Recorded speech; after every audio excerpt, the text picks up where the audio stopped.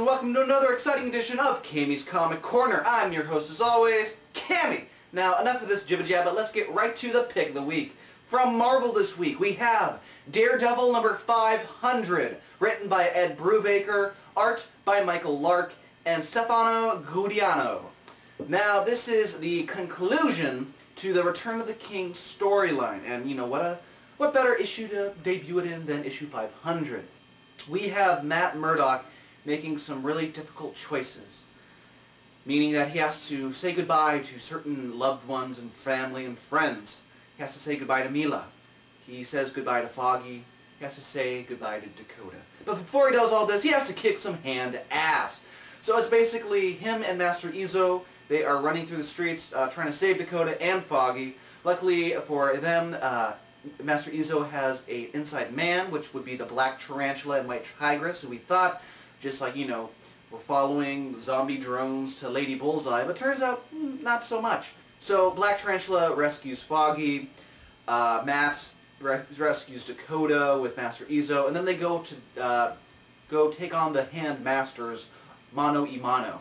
But Wilson Fisk has beat them there to it. He says, no, I want to lead the Hand. And just about as he's about to be sworn in as their new Commander-in-Chief, Matt and Izo and crew come, defeat Lady Bullseye, fight the Hand, and at the end of the issue, Wilson Fisk is banished from being that leader of the Hand, and Matt Murdock is now the master and commander of the Hand. So it's a very killer issue because the way Matt looks at it is, well, am I going to have to, you know, become the Hand, or am I going to have to let Wilson Fisk, the Kingpin, become the Hand? You know, lesser of two evils there. So he chooses himself. And in the back issue matter, we have a story from Frank Miller, 191 I believe, and then a gorgeous David Asia art story. And it's just fantastic. That man's amazing. But killer issue, Daredevil is finally back after this little hiatus it was on, and pick of the week, hands down. Now on to the Fast Five. First up, from Marvel, we have The Punisher Max number 73. Now, last time we saw Frank as he's nice and tied up, ready to be barbecued or fed to a gator down in the Hick Sap. Luckily, his cargo that he was transporting in the trunk got out, this little thug fella, and he doesn't know where the hell he's at, but as long as he's alive. And he's captured as well as he's going through the liquor store owned by the Hicks. And before they eat him, they're having a hoedown from hell, as it were. And the gangster guy manages to escape while the rapes and cannibalism is going on. And he releases Frank Castle, and then Frank Castle versus Earl, round 2. Only this time, Frank impales him on a nice skewer stick. But you'd think Earl was the biggest, baddest guy of the bunch. Well, it turns out that Junior is waiting for him on the other side of the swamp. So next issue, we get to see more Texas Chainsaw-esque massacre down in the brutal South with the Punisher. Next up, from WildStorm, we have Ex Machina number 44. Now, speaking of books coming off of long hiatuses, we finally have the return of Mitchell 100 as he's going down into the sewers to take on Fearson. Well, it turns out it's not Fearson.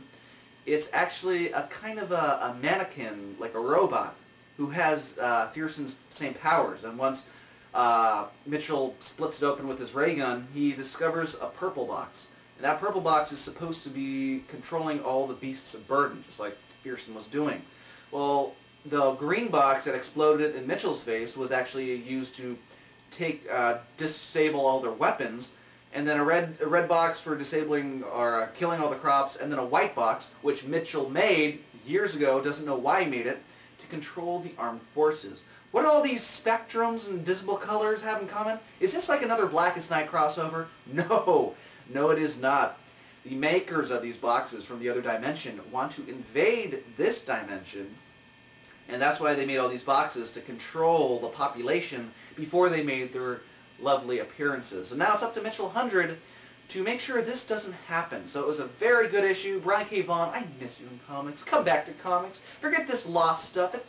It's going to only be over next year. But anyway, Tony Harris art's gorgeous. Ex Machina is back and beautiful, people. Next up, from DC, we have Batman Streets of Gotham number 3.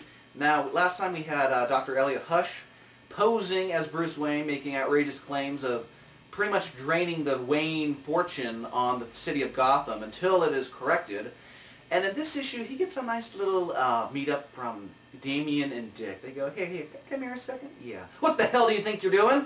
And pretty much letting him know that there are going to be limitations now. They're going to have a panel, not a death panel, but a panel that he has to answer to when he wants to make a transaction for an outrageous amount of money to give to poor, charity, novelty companies, etc. So, as this is going on, we see that Mr. Zsasz is going to be a key player in these upcoming events, as he gets a nice new little look. It's, he's just the shaved head, nice little spectacles, and the bitchin' threads. So it's going to be, hopefully, Mr. Zsasz versus the Bat family in the upcoming issues. Paul Dini's story on this and Dustin Guyan's art is just gorgeous. So if you want a fun Batman tale, pick this one up. Next up from Vertigo, we have Air number 12. Now, last time we saw Blythe, she was getting it on with Guyan, who is this flying gypsy guy, and he tells her all the stuff that really is going on with Zane. And one of them including the attack on Tehran school, and a couple people were killed. And apparently Zane's connected to that somehow. And so when Zane walks in on the two of them just sleeping there, he is confronted by Blythe. She wants to know the answers, and he says, first of all, like, what's all this? I loved you. He's really broken up over this. He tells her to go to Pakistan and look for Mohammed the Sad, which apparently we find out in the end has some significance to him. So as she leaves on a HyperX jet behind Pakistan right in the middle of a firefight, she finds Mohammed the Sad, just like that, and it turns out it's his brother. It's like, whoa, I'm sorry. Not a twin brother, but just his brother who hasn't seen for a couple lots of decades. Pretty cool twist. And, it's also going back to the old excuse, no, it wasn't me, it was my twin brother. So, Vertigo's Air continues to be great. I'm loving M.K. Parker's art, and then G. Willow Wilson is just making these extraordinarily original stories. It's just good fun overall. And finally this week from Marvel, we have The Amazing Spider-Man number 603. Now, in this one, it's just pretty much the whole issue through the eyes of the Chameleon, because he has taken Peter Parker's identity, because Peter Parker is the new press photographer for J. Jonah Jameson, Jr., and he wants to get close and closer enough to, these high-profile figures. And so he's like, hey, this cameraman, he's got a pretty good gig. But he discovers as he's walking around as Peter that Peter doesn't know one bad-looking girl. And so he just kind of takes advantage of the situation, sleeps with Michelle, his roommate, making her think that they have a relationship going on now. So a lot of things are going well for the Chameleon so far, and then he's actually there to finish off his mission for the Taliban and make a dirty bomb detonate in New York City. So that's coming closer and closer.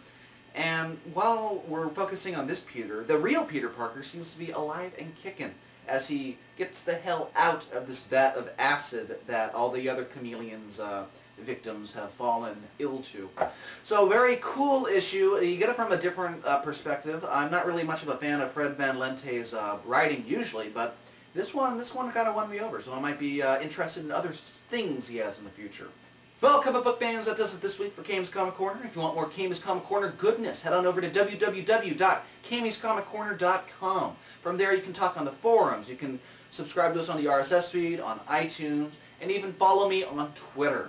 All that good stuff and more for the low price of free. Also, if you like any of the kick-ass t-shirts that you see me wearing, head on over to www.deadlinegraphics.net and send Kelly an email. From there, you can look at his whole catalogs of DC, Marvel, Image, Dark Horse, whatever strikes your fancy. He does custom-made t-shirts as well. There's only one name that I trust when it comes to comic book t-shirts, and that is Kelly at deadlinegraphics.net. And also, another big shout out to my sponsor, Rising Sun Creations, who right now, they have a sale going on, a graphic novel sale, 50% off all the graphic novels at their physical location. So if you are a resident or live in San Diego, head on over to their store. They're located right across the street from the Mission Valley Mall. I picked up this Luna Brothers complete collection of girls for just $50. $50. That right there was the highlight of my comic book buying week. And also you can check them out at www.rsc-online.com. From there you can see that they have the best in US comic books, manga, and in collectible toys imported straight from Japan. So thanks again to Rising Sun Creations for being such a brilliant, bloody kick-ass sponsor. Well, that does it this week for Cammy's Comic Corner. And I'm rambling. Get the hell out of here. Go read a book or something. God.